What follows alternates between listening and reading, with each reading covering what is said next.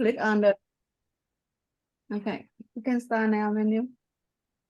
Thank you. Thank you so much. Thank you for the team for rescheduling my presentation, which is entitled A Multimodal Metaphorical Construction of Emotions in Animation Series. So starting with the outline, I'll start with an introduction, a very short literature review. Then I'll move to deal with the methodology section. I'll go through some examples and I will end up with a summary. So as you can see here that emotion and the issue of emotion and emotionality are increasingly drawing researchers' attention in various fields of science in traditional and innovative perspectives in terms of lexicology, syntax, semantics, traditional pragmatics, cognitive linguistics, psychology, psycholinguistics, cultural studies, etc. However, the problem of emotion meaning making in cinematic multimodal discourse requires the involvement of different approaches to explain the interaction of verbal, nonverbal, and cinematographic semiotic resources. So, starting with defining emotions, scholars define emotions as complex psychological states that are your brain's creation of what your bodily sensations mean. In relation to what is going on around you in the world. This is affirmed by Barrett 2017. They also mean, of course, emotions, a combination of the mental evaluative process with dispositional responses to that process resulting in an emotional body state. Last but not least, emotions, they are, for example, when humans have an innate ability to conceptualize emotions, and in this respect, cognition serves as an intermediate between language and emotion. And here, the cognitive dimension, from which we can understand emotions. Moving now to the importance of addressing emotive meaning in animation series, emotive meaning is said to be difficult to concretize, okay? Because we are speaking here of, let's say, abstract feelings, abstract emotions, okay? In the case of animation series, the causes and the characters' verbal and nonverbal expressions of emotions are, let's say, are not spontaneous as in real life, but they are semiotic discursive constructs designed by filmmakers. Addressing emotions in animation series enables us to examine how emotions are designed. This is stated by Feng and O'Halloran 2013. Moving now to the research objectives, this study attempts to provide a comprehensive multimodal account of how various emotions are represented in animation series. It also aims at highlighting the role of cognitive mechanisms in reflecting emotive meaning. Moving now to the main claim. The major claim of this paper of this study is that animation series make use of established emotion metaphors and metonymies and other semiotic resources in order to create affectively loaded scenarios intending to initiate in the viewer's intense empathic feelings. Now to the literature review section. So starting with Fang and O'Halloran, they have developed a semiotic approach to analyze the representation of eliciting conditions and expressions of characters' emotions. Fadenbrecht 2017 addressed audiovisual metaphors in moving images, and she confirmed that they are relevant elements of genre-typical conventions and strategies that effectively structure both the cognitive and affective reception of viewers.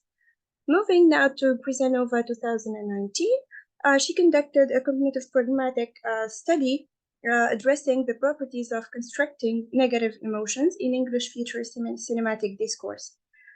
She also, addressed the psycholinguistic and cognitive semiotic aspects of multimodal construction of fear in horror films by filmmakers and viewers. Moving now to the methodology section. So I tried here to combine both theories from cognitive linguistics and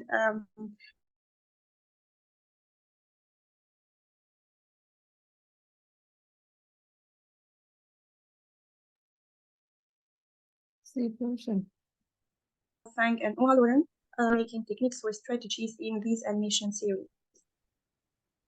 Moving now to the justification of this, let's say, blended or integrative approach. So the combination of social semiotic theory and cognitive theory to construct emotions in animation series allows to understand multimodal emotions.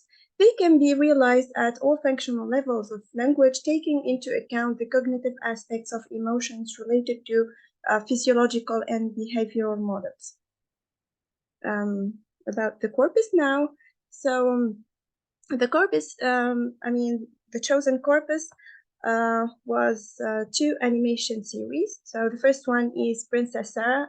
I'm not sure if you are familiar with this animation series. It's an old animation series. It follows Sarah Croway, a young girl student of an old girls' boarding school who later becomes orphaned and is forced to work as a servant. The second one is Remy, which revolves around an orphan kid who gets hired out to a traveling street entertainer, Vitalis, when her foster parents fall on hard times.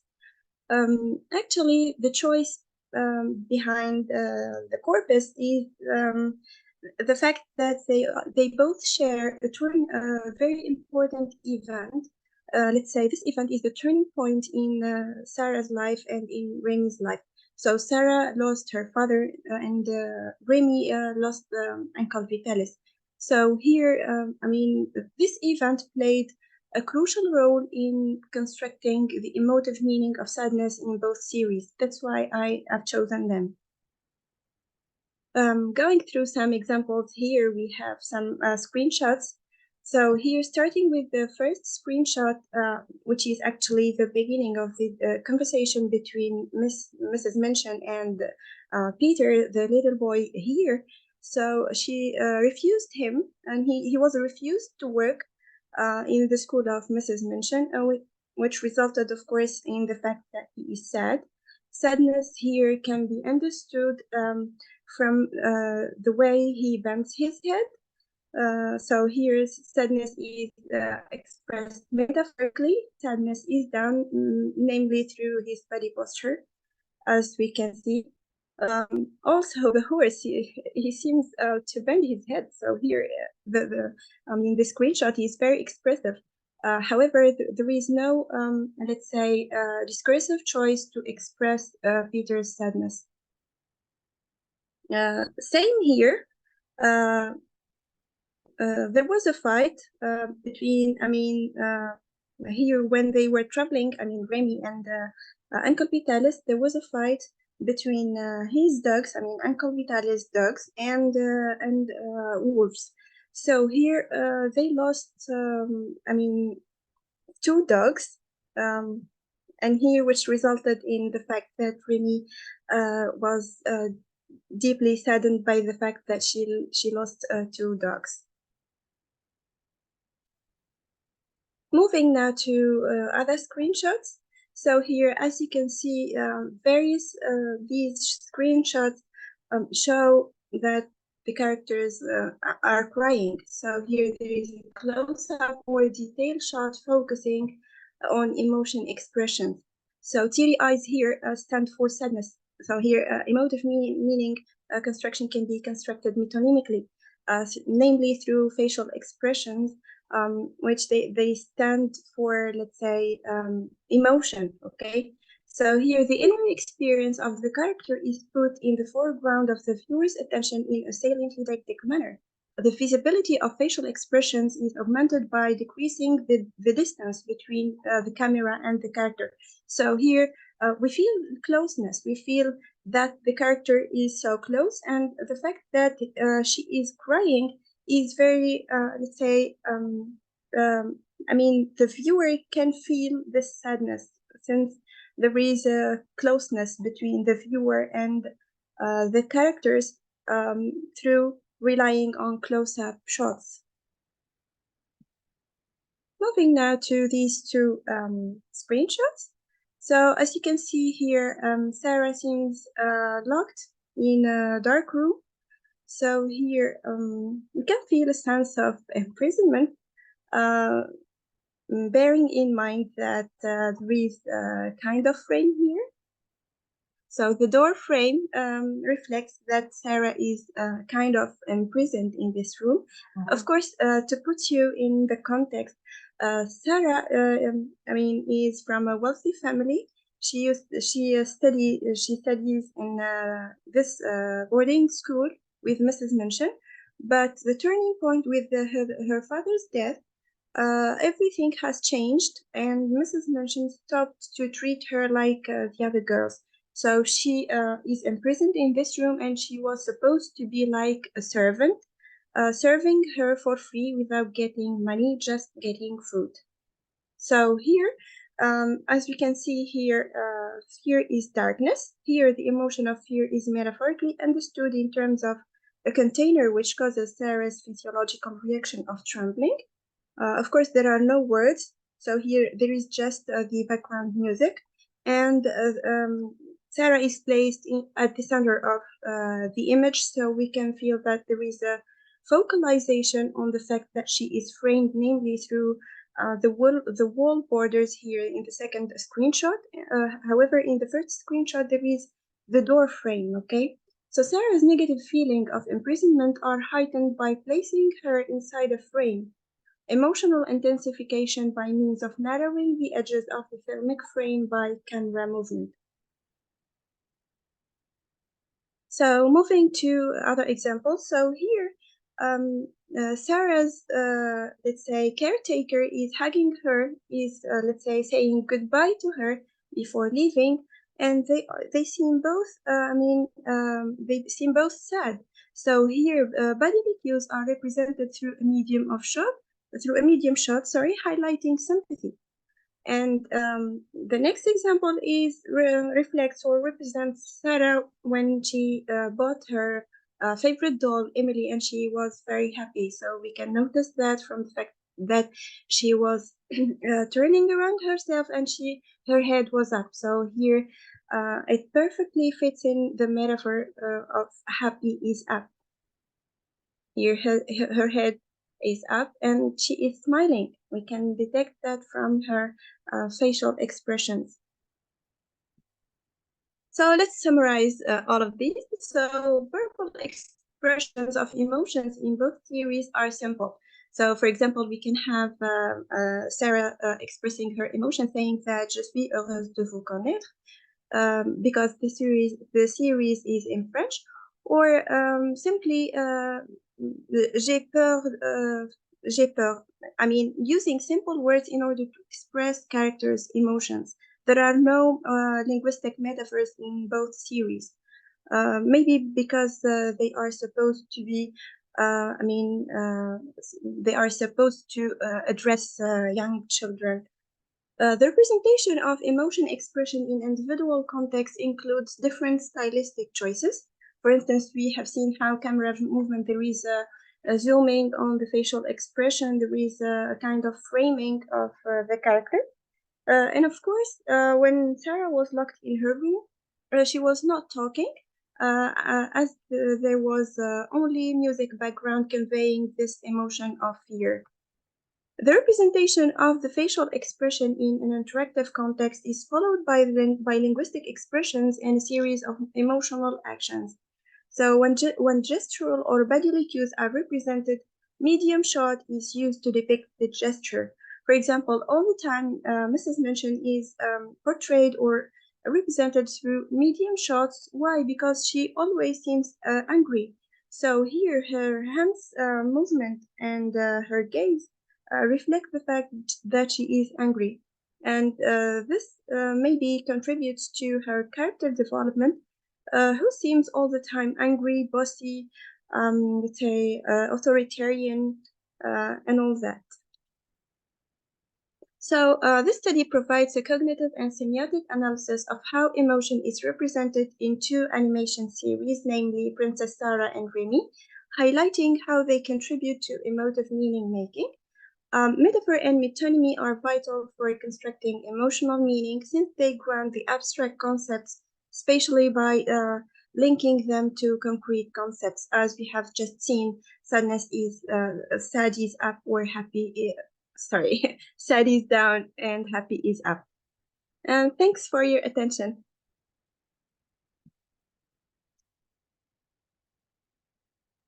Okay, thank you very much, Manuel, for your presentation. That's really interesting. Okay, and you done really well within 20 minutes. So we have 10 minutes for discussion. Everyone?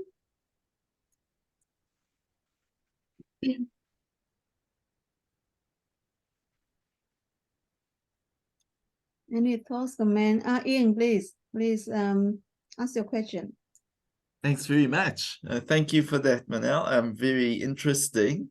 And it's wonderful to see how those emotions are sort of echoed cross-modally from one mode to another, and yeah, into shot framing and all of those different semiotic expressions.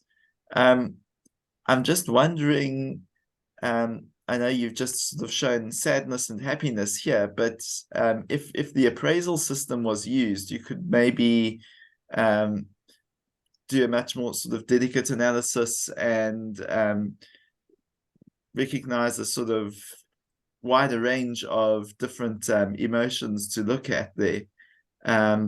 So I've wondered if you've considered perhaps using the affect categories in the appraisal system and maybe integrating them into an analysis like this? Well, I haven't read this model before, but sure, I will consider this model before writing the final draft of this paper. I mean, it was even with Feng and Oha-Lorentz model, it's the first time actually I use it. Why? Because simply I noticed that there is a sense of when communicating emotive meaning in animation series. You see that when I used to be a child, I used to cry when I see those kinds of animation series. So that's why the message is the fact that there is a strong communication of emotive meaning making here. So I try to look at this emotive meaning from, let's say, not really a linguistic perspective, but because they do not really use words conveying emotions, okay? So they just resort to simple words, but here music plays a vital role, plus colors, darkness, as you saw, facial expressions, and the zooming of the camera itself, you see? So it's different when you see,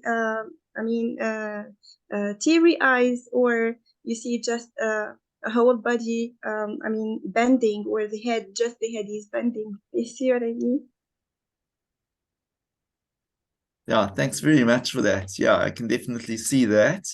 Yeah, the main sort of source for appraisal is the book The Language of Evaluation by Martin and White. I can just pop that reference into the chat if you want to look it up. Thank you.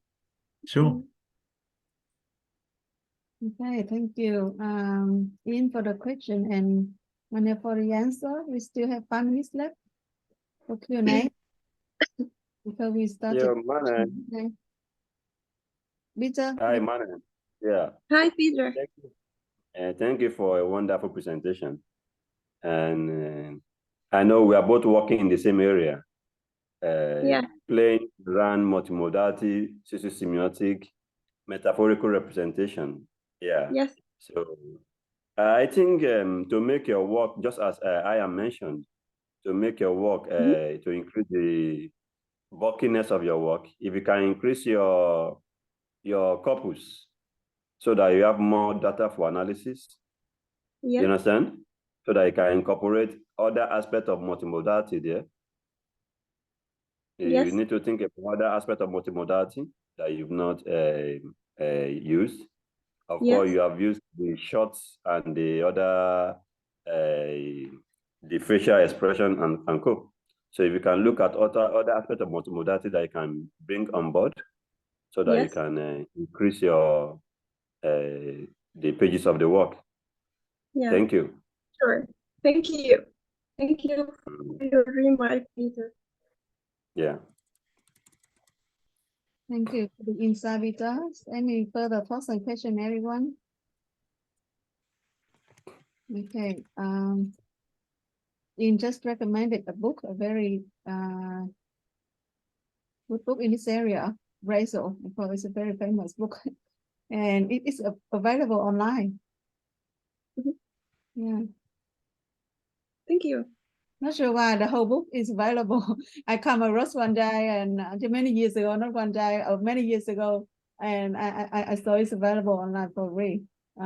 Of course, it violates the copyright some ways, but yeah, it's available there. So it's good for people who can't afford it. Okay, Thank any you so other much. question, everyone? Oh, okay. Oh, that's fine. Yeah, thank you very much again, Manuel, for making the effort to present today. That's much Thank appreciated. you. I'm sure many people will watch your recording.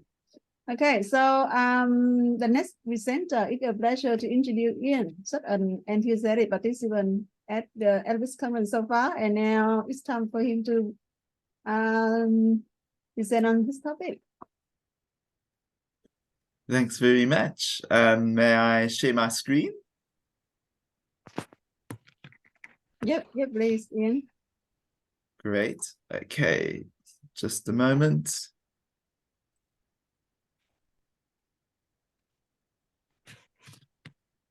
All right, can you all see my slides? My slide and just my slide? Yeah, beautiful. Yeah, we can see it. Okay, perfect. Yeah. Thanks very much. Okay, and thank you everyone for being here. Wonderful to see lots of Africans at this very early of the hour of the morning for us. But it's been just a fantastic conference so far. So it's a privilege to just add my part. My name is Ian Zeeberger from Rhodes University in South Africa. And today I'm going to be presenting an analysis entitled A Revolution in Decline, Iconization in the Media Statements of the African National Congress in South Africa. So in this presentation, I report on some analysis I'm doing for a book project, which I've called Political Constellations, Tools for Creating Productive Conversations for South Africa's Future. And in this project, I'm introducing an audience of everyday South Africans to simplified versions of tools from systemic functional linguistics and legitimation code theory, as ways to understand the reasoning of people with different political positions to theirs. So this is intended to help people talk with others about the real challenges confronting South Africa's future in honest and civil ways, so that we can arrive at better solutions to those challenges. I'm analyzing the media statements of South Africa's three largest political parties, the African National Congress, the Democratic Alliance, and the Economic Freedom Fighters. These are the three largest parties in South Africa, to help everyday citizens understand why these parties take the positions they do. So the overarching goal is to answer the question, why does this party support the bundle of policy stances it does? And secondly, systemic functional linguistics helps answer the question, how is the support or this party's support for particular policy stances expressed in language? In this presentation, I'm reporting on my analysis of an African National Congress media statement. So the African National Congress, or ANC, has been the ruling party of South Africa since our first democratic elections in 1994, at the end of what was commonly referred to as the apartheid era. The party was South Africa's largest liberation movement in the struggle against apartheid, but by no means the only one. The party has come under increasing criticism for various failings during its almost 30 years in power. It has failed to improve South Africa's income inequality, which is the highest in the world. It has also failed to grow the country's stagnant economy. There's been general mismanagement of state-owned enterprises, leaving the country with an energy crisis, resulting in perennial power cuts, and also with crumbling infrastructure. As a result, the ANC's share of the vote has been declining, as this graph shows. Our next national elections are in 2024, and it's widely expected that the ANC will perform below 50% in that election, meaning that a coalition government may be necessary. To analyze extracts from an ANC media statement, I've used Appraisal's three systems of attitude, graduation, and engagement, as described by Martin and White. I'm looking at how this appraisal couples with ideation, the specific entities and events described in the text. When I look at how the ANC positions itself, I'm essentially looking at how the party is iconizing itself. Martin describes iconization as a process whereby the conceptual meaning of an event or entity is backgrounded and its value to the members of the group is foregrounded. So a process whereby ideational meaning is discharged and axiological meaning is charged.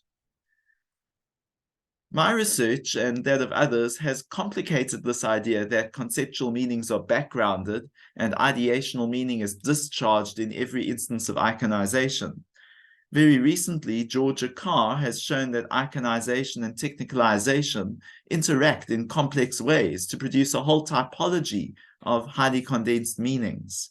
I show this typology on this slide, illustrated with examples from my data.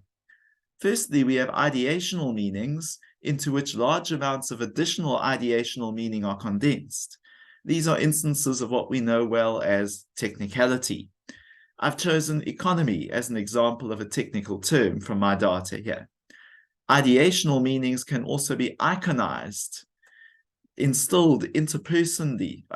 This creates powerful symbols to rally around, which we refer to as bonding icons or bond icons, such as the word democracy. It can also create powerful symbols to rail against or anticons, such as the word apartheid. Attitude instantiations can also be technicalized, resulting in axiologically charged technical terms or axitech, like the word development. Development means becoming better, so it's always something that's charged with value, but it becomes a technical term in fields like development studies. Attitudinal meanings can also become imbued with still more interpersonal meaning, creating highly charged symbols that people rally around. And this would be like the word liberation, which we can call an axicon. Other terms describing values such as integrity, honesty, respect, and so on would also fit into the category of axicon. And so we have these four categories.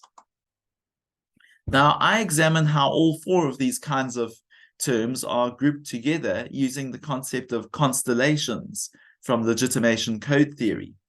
Constellations are groupings of signifiers, including words and ideas, that appear to have coherence from a particular point in space and time, to people sharing the same perspective. Constellations can be charged with positive, negative, or neutral value. And in this presentation, I'm particularly interested in investigating the ANC's positively charged constellations. The organizing principles behind constellations, or the reasons why the constellations are arranged as they are called cosmologies. I've selected one media statement to analyze for this presentation. It's headed ANC Statement on the Outcomes of the NEC, that stands for National Executive Committee, meeting held on the 11th to the 13th of November 2022. I selected this statement because it features many keywords in the discourse of the ANC's media statements, as revealed in a corpus analysis of 58 media statements from October 2022 to September 2023. This statement is a long one. It weighs in at a hefty 2,517 words, making it one of the longest texts in the corpus. The statement gives the ANC National Executive Committee's position on a wide range of different matters in various different sections of the statement. So the way this statement unfolds, there's a brief macro theme at the beginning, which lays out the topics discussed in the National Executive Committee meeting. And then there is a section entitled Rising Cost of Living and Responses. I start my fine-grained analysis of this section in paragraph 7, which is shown here on this slide. Here I've color-coded instances of attitude, graduation, and engagement, and ideational meanings. Where a word instantiates more than one of these resources, I've color-coded it using different colors on alternating letters. These words often realize couplings, which are highly important for building these highly condensed meanings. I've also put examples of bond icons and axitech in bold. A quick walkthrough shows us how these highly condensed meanings are being made in this paragraph. So a crucial bond icon at the beginning of the paragraph is Reconstruction and Development Program 1994. The Reconstruction and Development Program, or RDP, was the South African government's main socio-economic policy framework put in place in 1994 when the ANC was voted into power in our first democratic elections. Any social housing built after 1994 in South Africa is known as RDP houses, and there have been calls for an RDP of the soul in the country. And this just demonstrates how well established the RDP is as a bond icon. The strength of the RDP as a bond icon is increased further by the words that make it up. Reconstruction and development are examples of Axitec. The date 1994 is the year in which the first democratic elections happened, so that also functions as a vital bond icon of democratic South Africa, further inviting readers to rally around the RDP. This bond icon is axiologically charged further through the word reaffirmed, which is a three-way coupling between attitude, graduation, and engagement. It charges the key mission of the Reconstruction and Development Program with positive reaction. It's upscaled using the prefix re, and it's an instance of engagement endorsing the mission of this program. Similarly, key tells us that the mission of the program is essential and functions as sharpening graduation, specifying which mission is described. The bond icon Reconstruction and Development Program charges the following quotation from the program with solid axiological meanings. In this quotation, we have the bond icon democracy mentioned twice, once as a noun and once as the adjective democratic. This term soaks up further interpersonal meaning from the attitude coupled with it. Conversely, the word poverty is an example of Axitec that is negatively charged in powerful ways. This imbuing of poverty with additional negative axiological meanings seems to be setting it up as an anti-con, opposed to democracy and democratic government. The beginning of the next paragraph links this back to the ANC as the organization issuing the statement. The ANC has positioned itself with the Reconstruction and Development Program and democracy and against the anti-con of poverty. Here in this paragraph, we have multiple instances of positive tenacity, charging the ANC positively as a bond icon. The words resolutely, sparing no efforts, tackle, and committed. The thing that the ANC is aligned against here is the triple fault lines of poverty, unemployment, and inequality.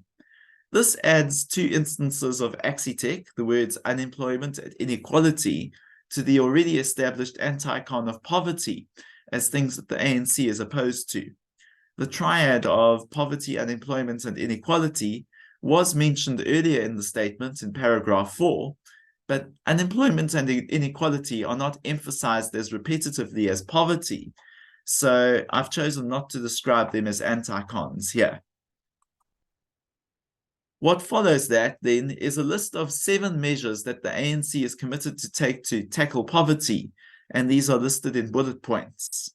So this is the first bullet point over here, which I've called, I've called the word transforming, which starts it, an axicon. The term transforming has plenty of positive axiological meaning.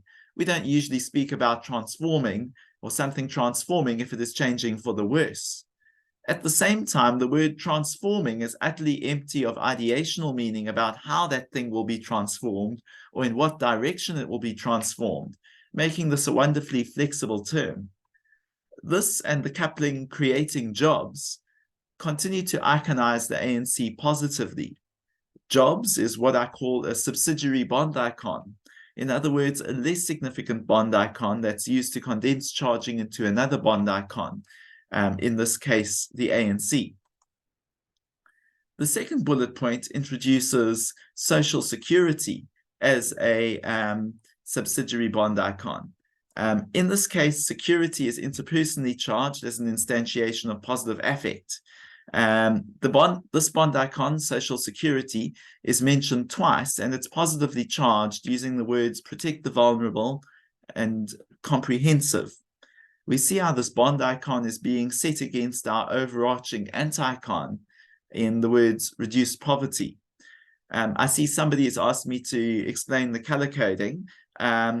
It's all explained in the bar at the bottom of the slide. So I've put ideational instantiations in blue, then instances of attitude in red, graduation in green, and engagement in yellow or orange. And where I've got alternating colors, I've got more than one of those resources being realized by the same word. So things like the word security here is realizing both attitude and ideation as part of the phrase social security as a technical term. Okay, now if we go on to the second bullet point, this introduces, okay, well, we've done that. Let me go on to paragraph 11. Here we've got a third bullet point with basic services as the subsidiary bond icon in this bullet point. The term services is sharpened using the word basic, making the technical term basic services. This is axiologically charged through coupling with the word quality. 3 specific examples of quality basic services are given: water and sanitation, affordable energy, and public transport. One of these examples, energy, is axiologically charged using the word affordable. In the next point, the axitech term development shows up as the head of 2 subsidiary bond icons, skills development and early childhood development. Education is a further subsidiary bond icon, positively charged in this paragraph and the next one.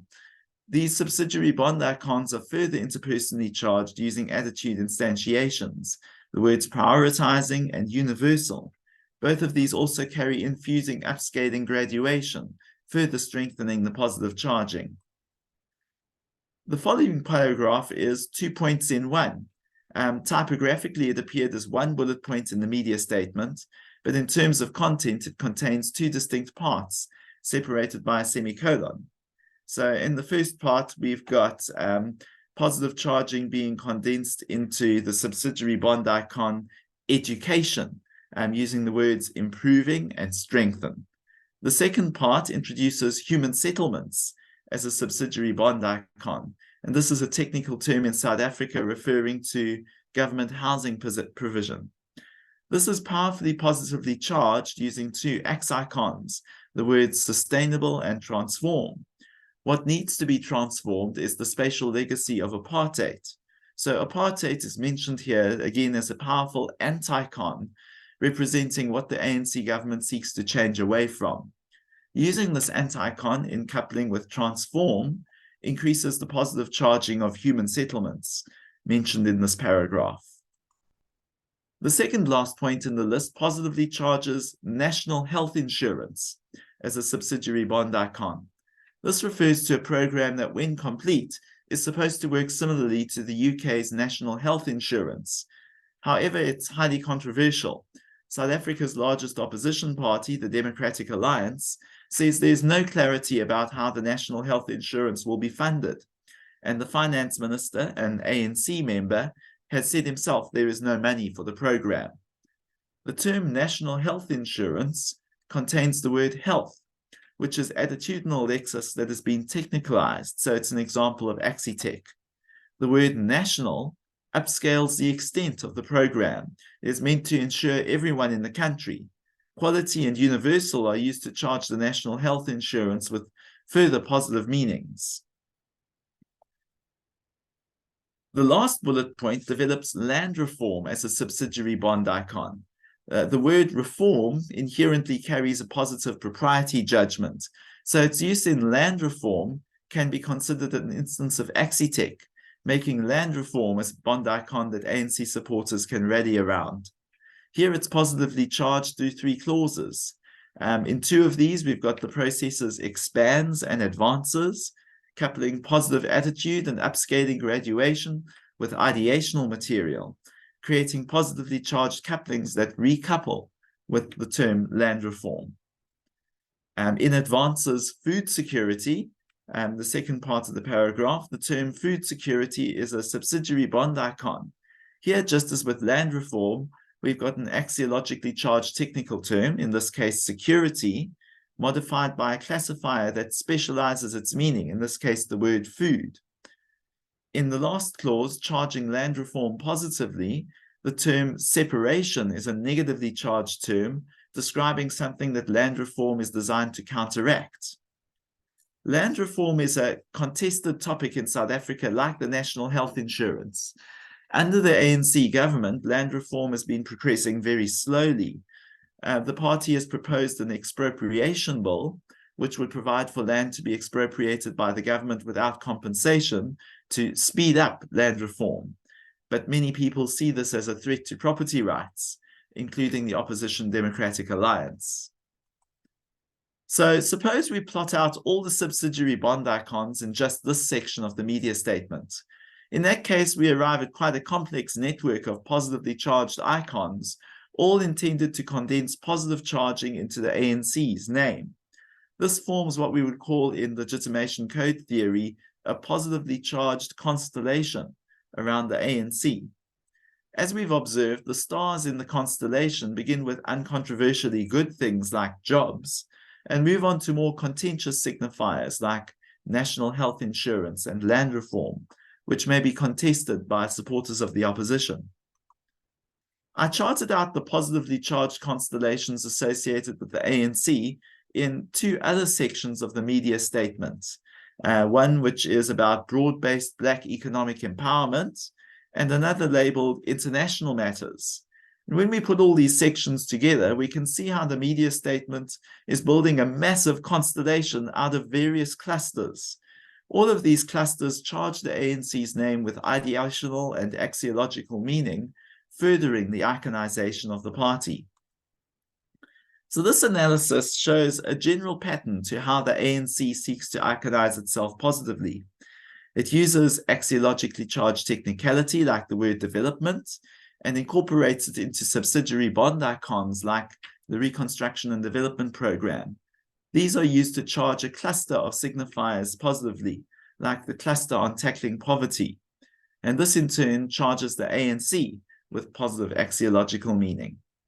Less frequently, subsidiary bond icons are contrasted with or set in opposition to powerful anti-cons, such as apartheid, to increase their positive charging.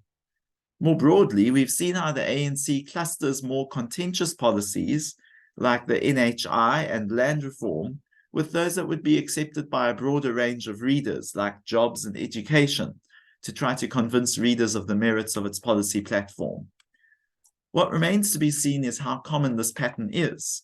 Is it particular to ruling parties like the ANC, who can rely on many programs and policies they've initiated, or do opposition parties use it frequently too? At the beginning of the presentation, I asked, why does this party support the bundle of policy stances it does? LCT's concept of cosmologies helps us to answer this question.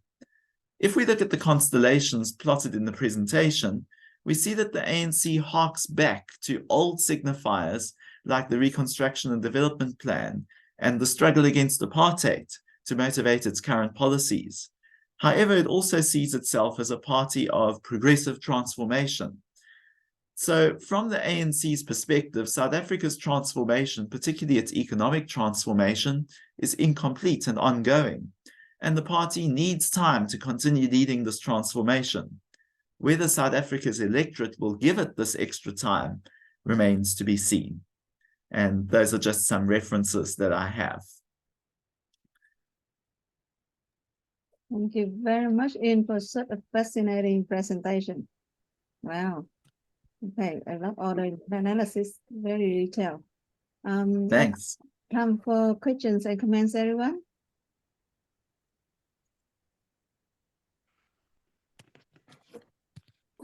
This is Dr. Fatma. May I ask a question? Sure. You have shown us the constellations before the conclusion slide. Can you please tell, have you used any software or how did you create those structures? I just drew it on the PowerPoint, just like that. I've drawn constellations before using another piece of drawing software called Dia, which is free. But I thought it would just look better on the PowerPoint if I drew it in PowerPoint. So yeah, in terms of analytics software, I was very low tech with this presentation. I just drew things up in tables in Microsoft Word. I have used UAM Corpus tool before, and I find it very useful, but I find it perhaps even more useful to just draw tables with specific columns and to work out of those tables to put the constellations together. Okay, well, thank you. Can I ask another question? Certainly. Yes. In the one of the slides, like while explaining paragraph 7, you have colored different alphabets in different colors. What's the scope of that different coloring of the alphabets within a word? Yeah, I'm here. just going back there. Yes, Um, yes, here, yes. Yeah, I did try to Like in the explain this in the middle. reaffirm. Yeah. Sorry, In can you reaffirmed, see? you have used re in green that marks graduation, and A Yes. with different color and RFF. What's this? Can you please explain it a little bit? Okay, so the color coding is explained by that bar of words at the bottom of the screen. And I'm sorry I didn't explain this more clearly. So blue is instances of ideation, so particular entities referred to. Red is instantiations of attitude, green graduation, and where I've got a word with multiple colors, such as the word reaffirmed, what I was just trying to show there is that the re is the morpheme that does the graduation. So I've highlighted that in green. And then affirmed is both an attitude and an engagement instantiation.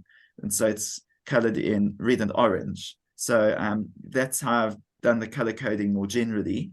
And then I've bolded the bond icons and the axitech, and also X icons in other slides. Okay, thank you so much. You're welcome. Thank you for your question, Neem, Fatima, and for the answering. One quick question from me, Ian. I was wondering, I can see through your examples here, I can see a lot of instances of normalization and grammatical metaphor. And I was wondering if you have looked at or are planning to look at the relationship between normalization and grammatical metaphor and the attitude resources. Well, that's what this is.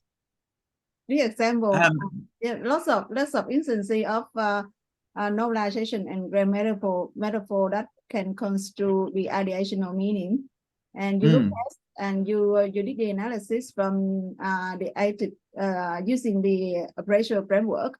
But I was wondering if you are planning in the future, perhaps, or you have already looked at, maybe not in this paper, but in some ways, how normalization or grammatical metaphor relate to attitude resources here?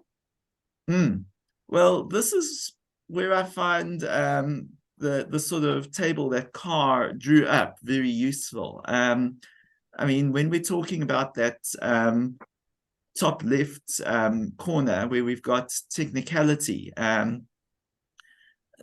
that's the technicalized words are often grammatical metaphors as well. And so I do pick up on them as a sort of subtype of technicalized words. But you'll notice that even liberation there is a grammatical metaphor. So it even comes into your X icons. So what I'm seeing is grammatical metaphor as one sort of device by which we distill ideational meaning. And so the grammatical metaphor soaks up the ideational meaning, so to speak, and then often these words are also then interpersonally charged to give us our bond icons and our X icons, for example. So yeah, it's all part of the process. So I look at grammatical metaphors as kind of one subtype of technicalization in this presentation. Excellent. I think technicality that involves the depth metaphor, right? And the line metaphor. Sure. Yeah, you look at here, like the iconized column. So yeah, Sure. right. Well done. Yeah, thank you. Okay. Sure. Good. It looks like I missed out this slide, but thank you for clarifying that. Okay. Great. Yeah, a really wonderful presentation. Any further thoughts and comments or question, anyone? Yeah, Jan, can I ask a question? Certainly. Have you focused on different types of attitude? Or, I mean, have you focused on judgment? Have you focused on different types? Or have you worked on it in general terms? I have looked at the different types, yes. So there just wasn't space in this presentation for me to count up, say, the instances of judgment and compare them with the instances of appreciation or something like that. Yeah, so I have coded all of the types of attitude, and I did refer to them sort of very briefly as I was running through the analysis. But yeah, for the purposes of this analysis, I was just really more interested in what the attitude was doing in interpersonally charging the ideation by coupling with the ideation. Yeah, so yeah, definitely the attitude types are important. Thank you, Jan.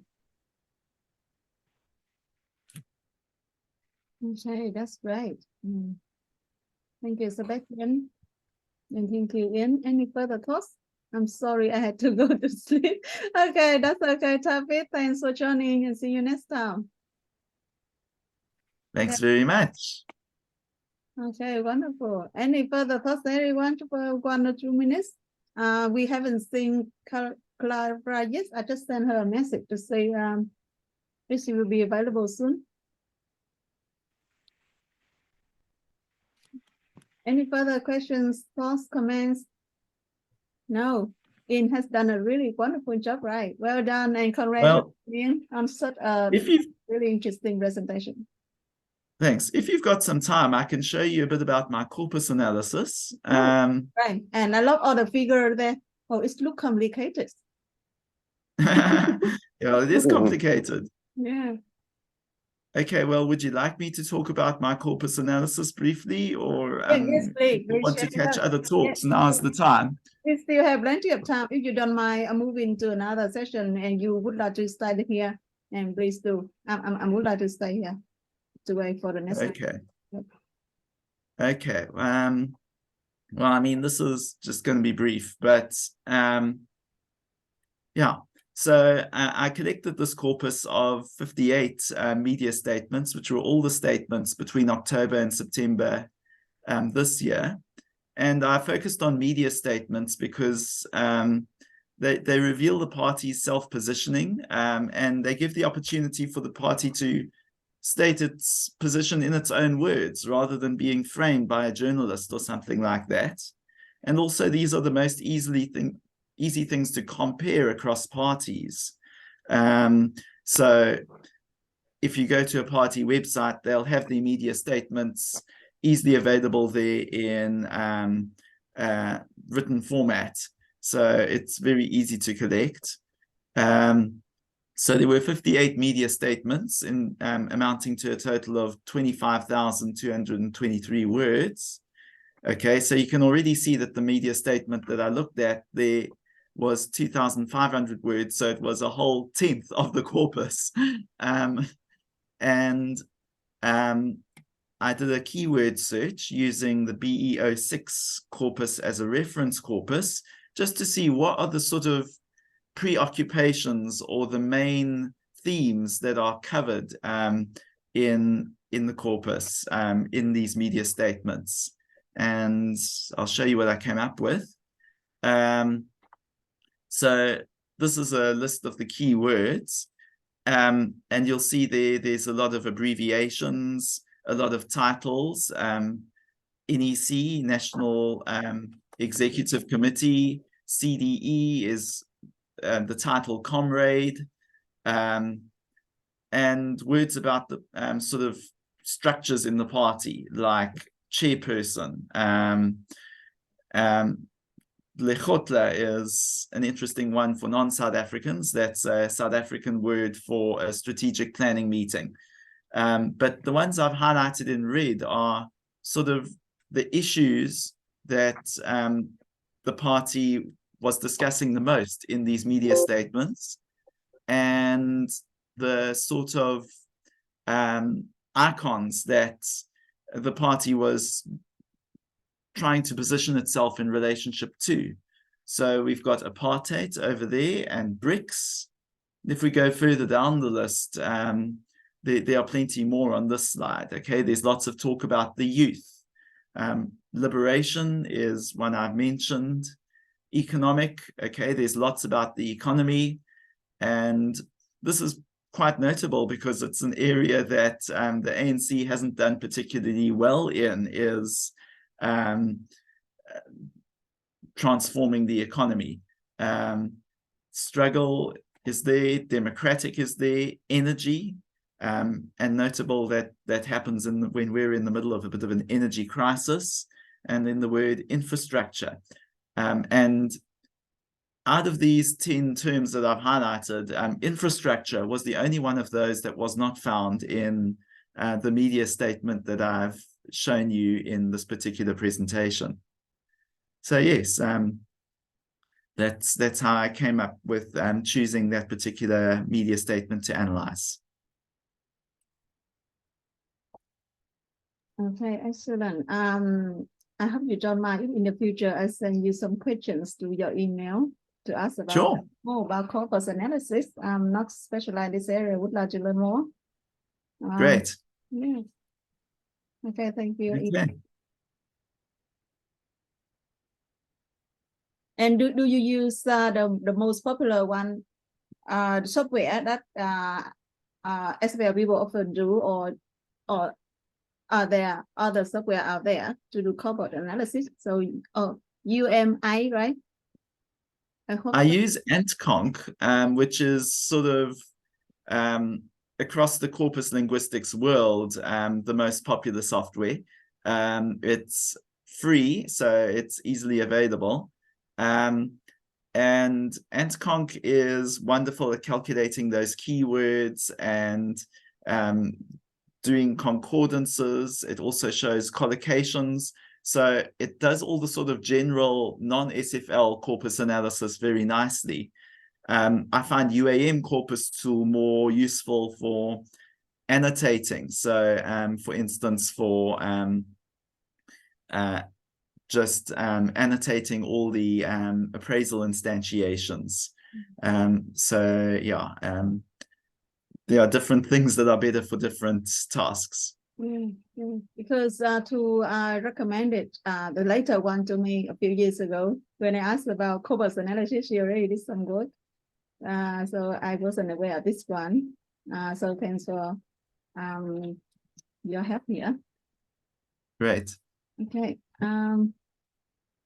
Okay, that's wonderful. And perfect timing implies Jennifer. No, not the next speaker is Clara. So Clara is not here yet, right? No, you can't see her. So that's the final presentation for today. I'm happy to wait until she turn up. Yeah. Thank you again, Ian and everyone. So I'm happy to stay here to wait for Clara. And you feel free to stay here or to join other sessions. Sorry, Vin, somebody's asking about the names of the tools that Jan has used. Oh, there are another. His presentation. There is another question in the chat box. Can I've you? put them in the chat. Yeah, You can Where write they- down the names of the Ian, please. corpus tools. I've Yeah, written them stated- in the chat. Yeah, please, so people can see it. Thank you, Ian. Yeah. Yeah, so I've typed them. I don't know why other people aren't seeing them yet. Where? Maybe No, it's it's there. at the beginning.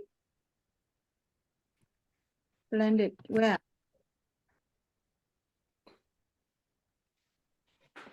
Okay, I have a thanks. No, I can't see it. Is there? Ah, here. Yeah. It's already in the chat box. Thank you, Ian. Oh my God, because there are Pleasure. so many things on the screen. Yeah, I can see it now. I hope everyone can see it too. Great. Yeah, well done, Ian. You did a nice Thanks work. so much. Yeah. Thanks, Peter. Yeah. I see you have a lot to learn about how to use the corpus or the softwares. Yeah. I've been doing more of qualitative. So Mm. I'm seeing the need to combine qualitative with quantitative analysis. Mm. It will give your work a good packaging. Yeah. The wonderful thing about it is it allows you to get a sort of much broader reach and say, Thank you, boy. I'm able to describe a larger range of texts. So there's a very nice chapter by Bednarek in the book New Discourse on Language, where she talks about how you can combine a large-scale, macro-scale corpus analysis with more micro-scale qualitative analysis. And she illustrates that using an analysis of the text of the TV series Gilmore Girls. Yeah, so that chapter is also a good one to look out for. Okay. I can try to get the reference to pop in the chat. Okay. That would be nice.